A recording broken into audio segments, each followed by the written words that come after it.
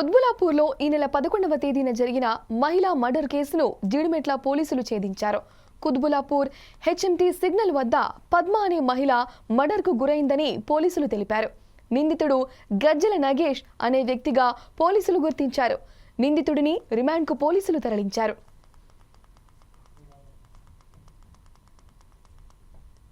అంటే డిసెంబర్ 11వ తారీఖున ఉదయం 6 గంటల సమయంలో మా జీడిమెట్ల పోలీస్ స్టేషన్కి ఒక సమాచారం వచ్చింది.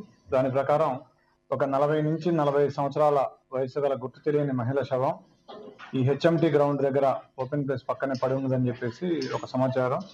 జిహెచ్ఎంసీ వర్కర్స్ క్లీన్ చేస్తుంటే, రోడ్స్ అవి క్లీన్ చేస్తుంటే వాళ్ళకి ఆ బాడీ కనిపించడం జరిగింది.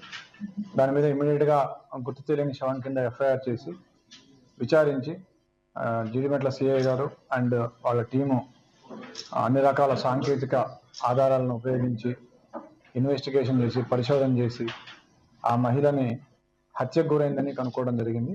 ఈ హత్య చేసింది గజ్జల నరేష్ అనే వ్యక్తి హత్య చేసినాడు. ఇతనికి 36 సంవత్సరాలు. ఇతను ఏ పని చేయకుండా జులాయిగా తిరుగుతూ తాగి రోడ్ల మీద తిరుగుతూ ఉండేవాడు. ఈ మహిళ ఎవరైతే ఉందో ఈవిడ పేరు పద్మ, 45 సంవత్సరాలు. అక్కడే అదే ఏరియాలో గత కొన్ని నెలలుగా రోడ్లపైనే తెలిసిన వాళ్ళ దగ్గర లేదా రోడ్డు మీద పోయే వాళ్ళ దగ్గర భిక్షాటన చేస్తూ, అదేవిధంగా వేశ్య ఈ వృత్తి కూడా చేస్తూ ఆవిడ జీవిస్తూ ఉంది.